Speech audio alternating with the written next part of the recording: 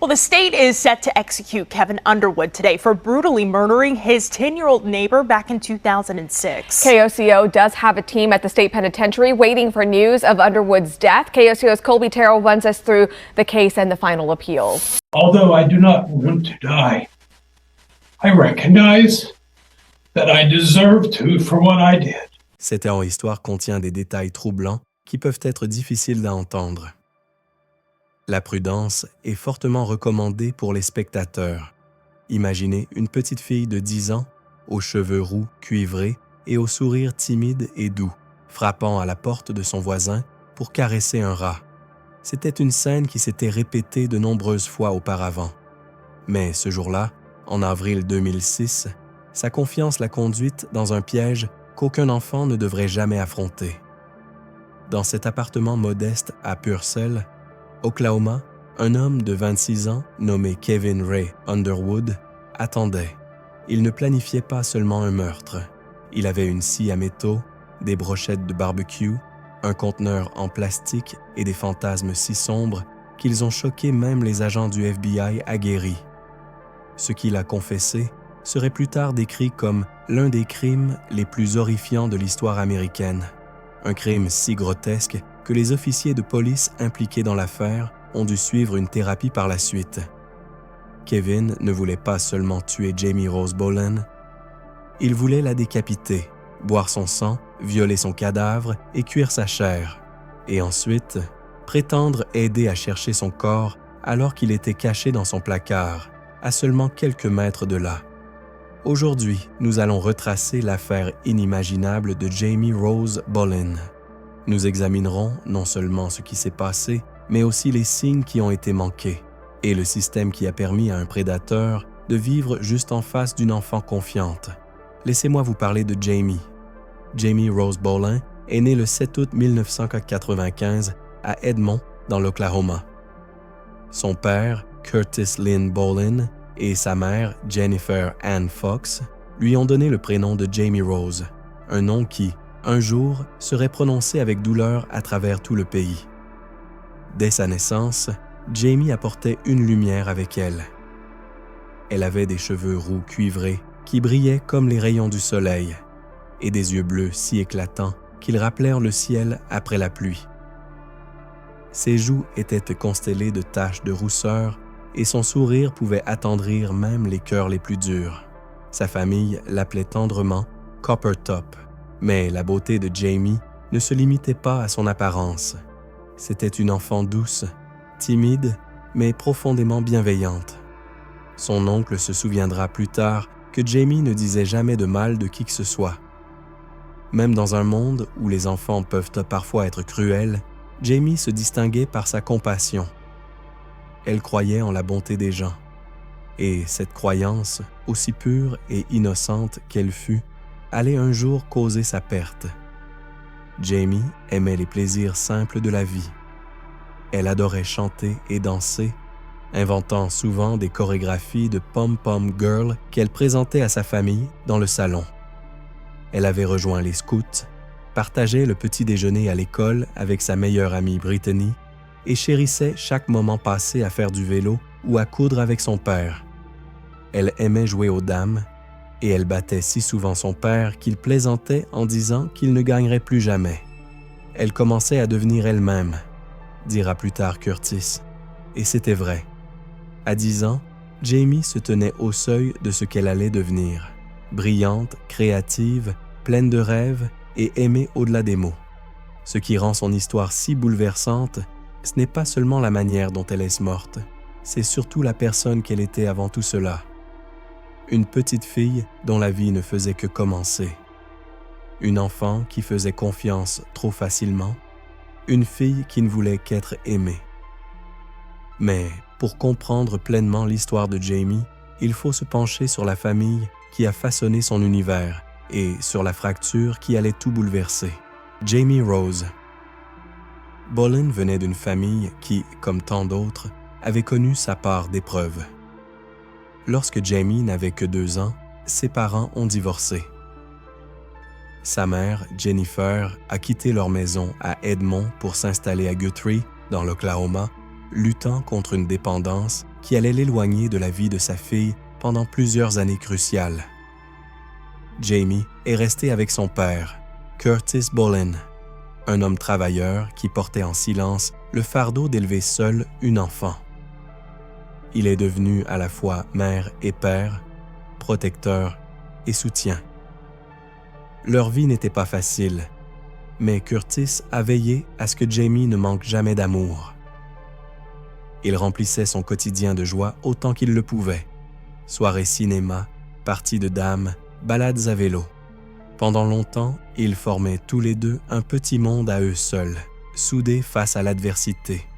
Pendant ce temps, Jennifer menait son propre combat. La dépendance avait laissé des traces, mais en 2005, après des années de lutte, elle a pris la courageuse décision de se désintoxiquer et de reconstruire le lien avec la fille qu'elle avait tant manqué. Jamie était ravie à l'idée de retrouver sa mère.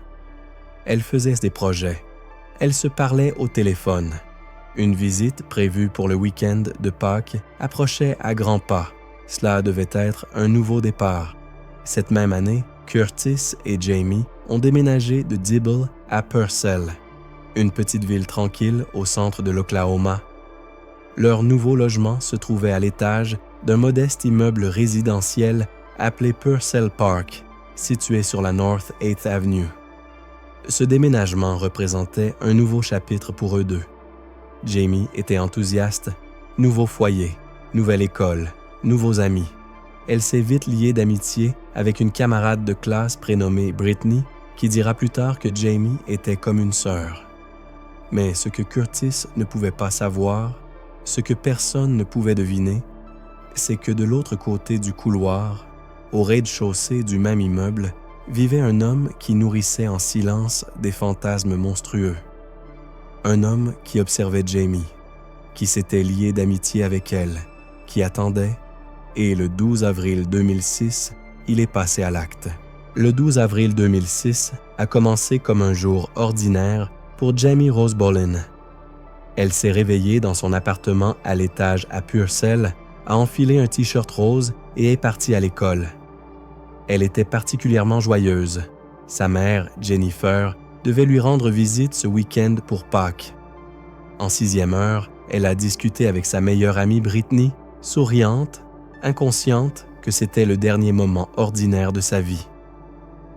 Cet après-midi-là, Jamie s'est arrêtée à la bibliothèque locale pour jouer avec une amie. En rentrant chez elle, elle s'est aperçue qu'elle avait oublié ses clés. Il faisait chaud, et après plusieurs allers-retours à vélo pour les récupérer, elle est rentrée trempée de sueur et a changé de t-shirt pour en mettre un bleu. Puis, elle est redescendue. Son voisin, Kevin Ray Underwood, l'attendait. Kevin avait 26 ans. C'était un homme renfermé, qui passait la plupart de son temps en ligne, fréquentant des forums troublants, souvent centrés sur le cannibalisme et des fantasmes violents. Il vivait seul avec un rat domestique nommé Freya. Les semaines précédentes, il s'était lié d'amitié avec Jamie, la laissant caresser le rat ou regarder des dessins animés dans son appartement. Jamie pensait qu'il était inoffensif, juste un voisin discret avec un animal étrange. Ce jour-là, Kevin l'a salué dans le couloir. « Salut Jamie, tu veux entrer voir Freya ?» Jamie est entré sans hésiter. Ils se sont assis sur le sol, regardant Bob l'éponge, bavardant. Mais dans l'esprit de Kevin, une tempête faisait rage. Il avait passé des mois à se préparer pour cet instant, achetant une scie, des brochettes de barbecue, du ruban adhésif et un grand bac en plastique. Il avait tout planifié, la séduction, la violence, l'après. Il a lutté intérieurement pendant 15 minutes avant de se lever et de prendre une planche à découper en bois. Il l'a levée et a hésité. L'a levée à nouveau. Puis, enfin, il a frappé Jamie à la tête. Mais contrairement à ses fantasmes, elle n'a pas perdu connaissance. Elle a crié « Je suis désolée » et a essayé de fuir. Kevin a paniqué. Il l'a frappée encore et encore. Elle a supplié « Mon Dieu, pardonne-moi. Laisse-moi partir. Je ne dirai rien à personne. Mais Kevin était déjà allé trop loin. Il a recouvert sa bouche et son nez avec ses mains, la maintenant au sol, jusqu'à ce qu'elle cesse de bouger. Lorsqu'elle a remué de nouveau, il a recommencé, 2 fois. Enfin, il a scellé sa bouche et son nez avec du ruban adhésif. Jamie Rose Boleyn, 10 ans, est morte seule et terrifiée, chez un homme qu'elle croyait pouvoir croire. Ce qui a suivi dépasse l'entendement. Kevin a traîné son corps sans vie dans la salle de bain, tentant de mettre en scène les fantasmes grotesques qu'il nourrissait depuis si longtemps. Il a essayé de drainer son sang dans la baignoire, a mutilé son cou avec une dague décorative et a tenté de commettre des actes qu'aucun enfant, ni aucun être humain, ne devrait subir, ni dans la vie, ni dans la mort. Lorsque Curtis Boleyn est rentré chez lui et a découvert que Jamie avait disparu, Kevin a fait semblant de participer aux recherches. Il a parlé avec les voisins. Il a exprimé de l'inquiétude. Pendant tout ce temps, le corps de Jamie reposait caché dans une boîte en plastique dans le placard de sa chambre, aux côtés de son vélo démonté et de ses vêtements ensanglantés. Mais Kevin avait commis une erreur. Et dès le lendemain, le FBI allait la repérer. Ce qui allait suivre révélerait l'ampleur de l'horreur que Jamie avait subie et la noirceur absolue de l'homme qui lui avait ôté la vie. Au lever du soleil, le 13 avril 2006, Jamie était toujours porté disparu. Son père, Curtis, ainsi que tout le quartier, la recherchaient désespérément. La police s'était jointe aux efforts. Une alerte Amber fut déclenchée dans la soirée, mais personne n'aurait pu imaginer qu'elle se trouvait si près, à seulement quelques mètres, enfermée dans un bac en plastique dans le placard de Kevin Underwood. Kevin tentait de garder son masque. Il approchait Curtis pendant les recherches, lui offrant de fausses paroles de réconfort. Il allumait de l'encens chez lui pour masquer l'odeur du sang. Il effaçait des fichiers dérangeants de son ordinateur. En apparence, il agissait comme un voisin inquiet parmi d'autres. Mais un détail l'a trahi. Lors d'un contrôle routier de routine près de l'immeuble, Kevin et son père furent arrêtés par l'agent du FBI, Craig Overby. Kevin évoqua l'alerte Amber et déclara négligemment qu'elle avait tort, que Jamie portait un t-shirt bleu et non rose lorsqu'elle a été vue pour la dernière fois. Ce détail n'avait pas encore été rendu public. L'agent en prit note. Kevin accepta d'accompagner Overby au commissariat. Pendant l'interrogatoire, il nia toute implication dans la disparition de Jamie. Mais lorsque les agents se rendirent de plus tard dans son appartement et remarquèrent du sang dans la baignoire, le doute laissa place à la certitude. Ils demandèrent ce que contenait le grand bac en plastique scellé dans le placard. Kevin affirma qu'il y rangeait des bandes dessinées protégées de l'humidité. Puis, sans prévenir, Kevin craqua. « Allez-y, dit-il. Arrêtez-moi. Elle est là-dedans. Je l'ai cachée et découpée. » À l'intérieur du bac, les enquêteurs découvrirent le corps sans vie de Jamie, enveloppé dans des sacs dissimulés sous son t-shirt bleu. Les pièces démontées de son vélo étaient cachées à proximité. Dans les heures suivantes, Kevin livra l'une des confessions filmées les plus atroces de l'histoire criminelle des États-Unis. Il décrivit avec une froide précision son plan pour attirer un enfant, l'attacher, lui montrer de la pornographie, la violer, puis la tuer lentement. Il parla de faire griller de la chair, de conserver le crâne, de faire en sorte que la tête le regarde depuis son bureau. Ces fantasmes étaient si sordides que plusieurs agents du FBI durent suivre une thérapie après les avoir entendus.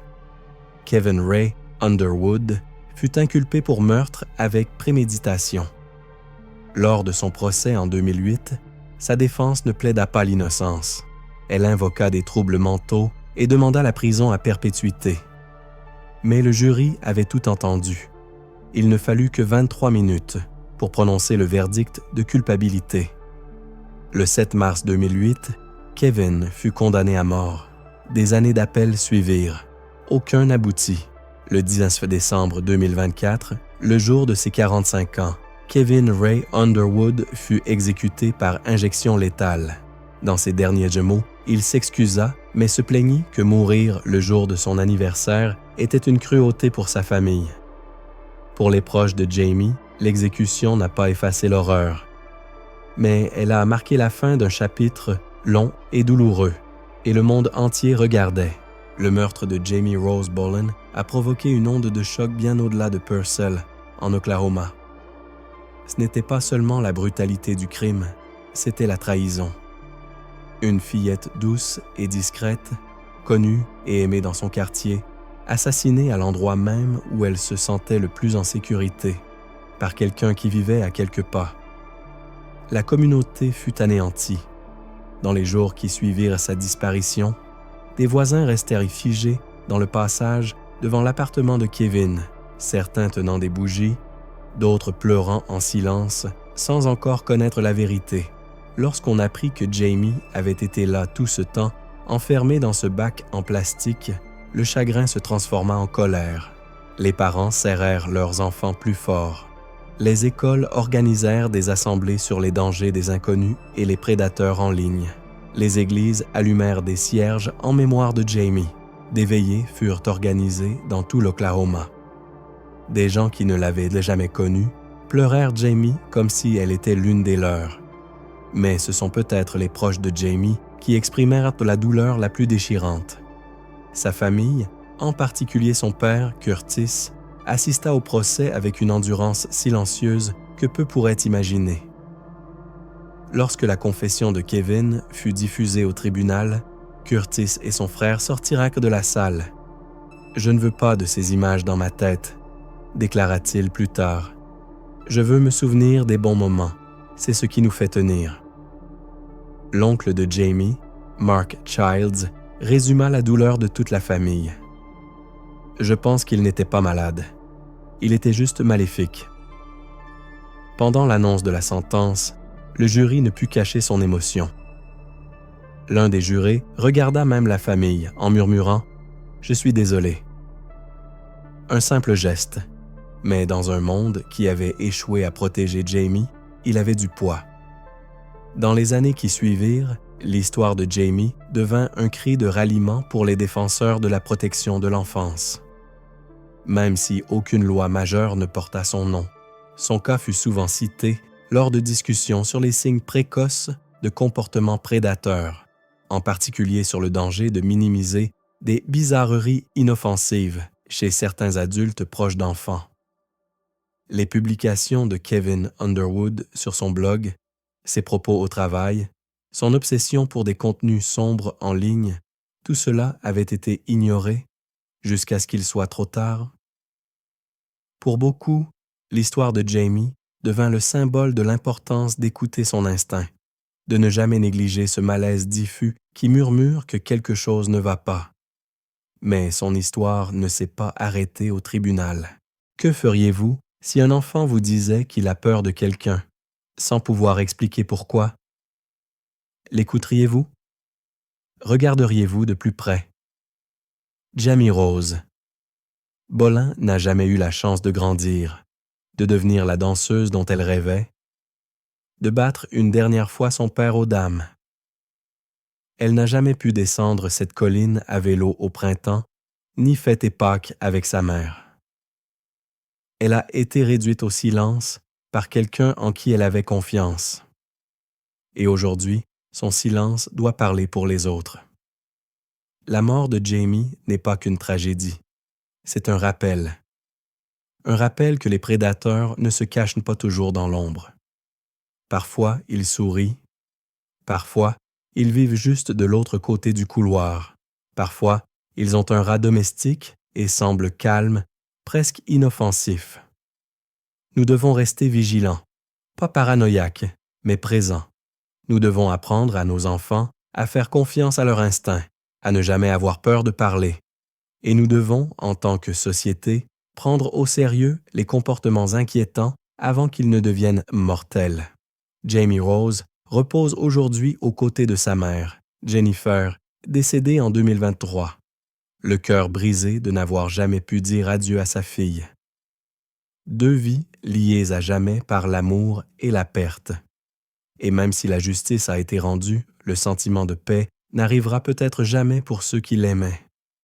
Mais ce que nous pouvons faire, ce que nous devons faire, c'est nous souvenir d'elle, dire son nom, raconter son histoire, prévenir les autres, protéger les plus vulnérables. Car Jamie Rose Bollins n'était pas qu'une victime. Elle était une fille, une amie, une lumière. Et cette lumière ne doit jamais s'éteindre. Si cette histoire vous a touché, partagez-la, parlez-en, qu'elle soit un avertissement et un hommage. Pour Jamie.